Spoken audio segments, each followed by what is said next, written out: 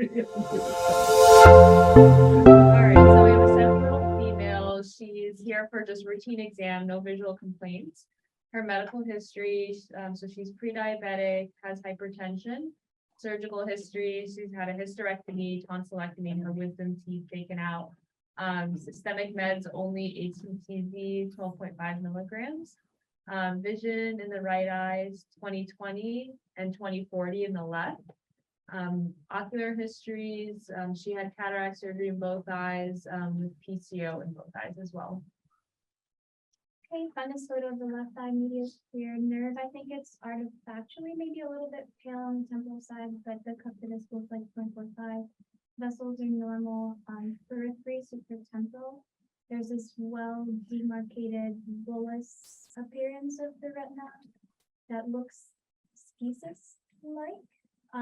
If you look at the demarcation line, it's rounded. It's kind of like having a circle, and then it looks elevated if you follow the vessels. Yeah, nice. And then you can also appreciate the darkening of the vessels. Yes, zoomed in at the same time. Okay, this is an OCT that I think reflects the schisis. So, part of that is an artifact, right? Mhm. This is where that bright white line is coming down. Yeah. But the retina is separating. It looks at like the head, maybe.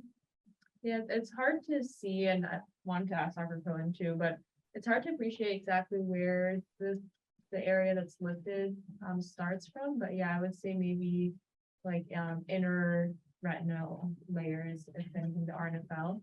But yeah, this looks like an artifact. And Dr. Cohen, we were just talking about the OCT, Yes. about how there's some splitting here. You can't really fully appreciate at which layer it's separating, but it looks like it's more the inner retinal layers. Yes. Okay. And you can only, and again, the artifacts drive you crazy on the OCT, so you can only kind of read where it splits. The rest of it's very hard to read because of the artifacts. That's it. Yeah, that was okay. So I would say the first thing on the differential is maybe there's a detachment more anterior to that or something. What else could look like that? A bullous RD if you didn't have the OCT. Pretty much it. That's it, pretty much. So I really, Yeah. I really had to try to brainstorm to make it a little bit longer. But not a fragmentogenous retinal detachment, less likely exudative retinal detachment, of course, retinoschisis. I saw some images of a amelanotic choroidal melanoma that could potentially look like that. Oh, that's a stretch though. And then retinal cysts.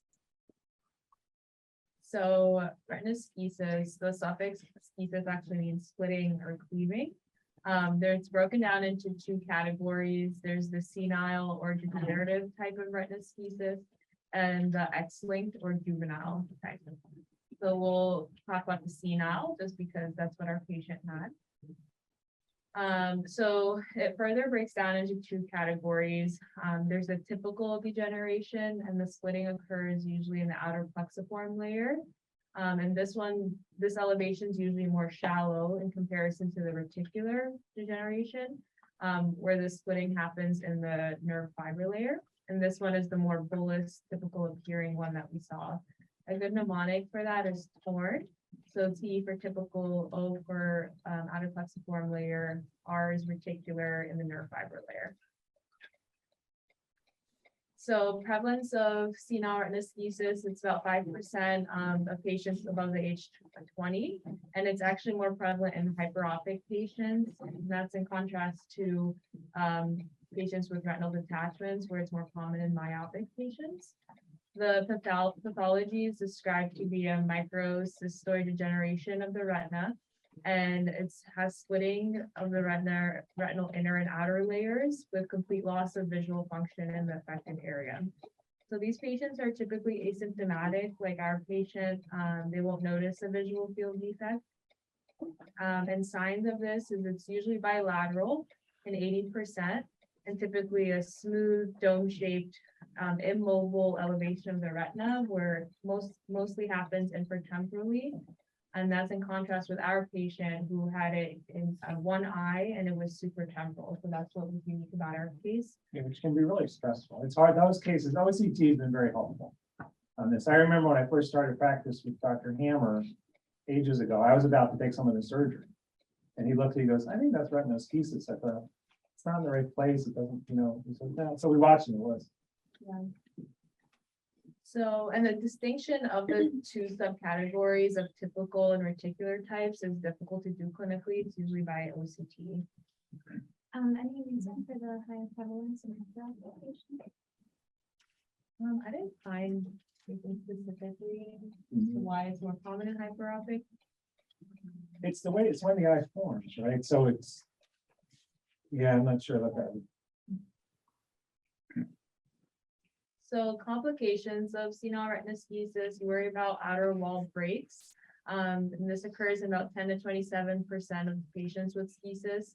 And then within those, less than 10% will develop a detachment. And the way that the detachment occurs is some subretinal fluid will actually go in the outer wall break and then cause a retinal detachment. So similar mechanism to rhegmatogenous retinal detachment.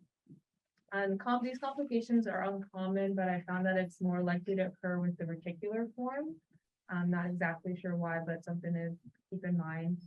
And then management, of course, so these patients, you can just monitor them, and retina clinic at the VA, we usually see them annually, is what I've noticed. But if there's any progression posteriorly towards the fovea, or of course there's any retinal detachment, then you consider actually managing these patients with laser or any warranted surgical repair. So this is a photo, the black arrows pointing at the inner wall breaks. And then this larger area, round area here, indicated by the blue arrow, is the outer wall break. Yeah, the outer wall breaks are very funny looking. So yeah, circle that one more time. So this is the outer wall break, that whole thing. So and if you don't treat those, you're not going to fix it. This always looks like the problem, but that's nothing. That's just the inner retina. These giant things, and they're very. I have a case I watched just in case you, but I'm not going to show it. But yeah, that's the outer wall break. And I don't know why they look like that. Just I guess things just wear out. Dissolve. And then you can appreciate down here the corrugated appearance of a detachment. So basically, some of the subretinal fluid went into the outer wall break and causes detachment. So briefly going to talk about the X-linked or juvenile type. So this one's a congenital disease. It's caused by mutations in the RS1 gene. And this gene actually encodes retinoschisin, which makes sense because this protein is involved in intracellular adhesion. So that's why there's a defect in that, which allows the layers to split. It's usually symmetric and bilateral. Sorry, what? Oh, okay. Bless you. So this one is different from the senile type because it's likely be macular involving. And it typically starts in the first decade of life. So this one, the pathology is described to have a spoke wheel appearance radiating in the fovea, as well as a dome-like elevation of a thin layer of the retina. In these kids, there's usually a large variation in disease severity. So some patients can be 20/20, others will be basically NLP. This depends on the amount and location of schisis. And this one, it's important to remember that it occurs in the RNFL. And the one thing about retinoschisis, which isn't stressed enough, is if you get an 8-year-old that comes in with a vitreous hemorrhage, it's a boy, and the ultrasound looks like a retinal detachment, just think it might be retinoschisis.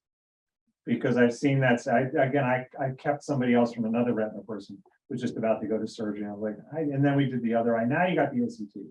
And you can OCT the macula of an 8-year-old boy, 7-year-old boy. And if the other eye shows the fovea is funny, then you don't operate. The retinoschisis is a retina, this is not that attachment. So this photo, it just highlights the spopial pattern here in the fovea. And then maybe I'm imagining it, but it also looks like there might be some elevation in that area just with the wrinkling here. Would you think so? So the way that you manage these kids, so you want to have an annual evaluation pediatric ophthalmologist. So you tell them to avoid head trauma just because of the increased risk of retinal detachment. And these you can treat with the, like we were talking about, the Diamox, either topical or systemic. And it was been shown to improve the cavities seen on OCT, and then of course doing counseling. So last thing I want to talk about is just how to differentiate a rhegmatogenous retinal detachment and retinoschisis. So one thing to highlight is the appearance of the surface. So if it's corrugated, it's more likely a retinal detachment. But if it's a smooth surface, like we saw in our images, it's retinoschisis.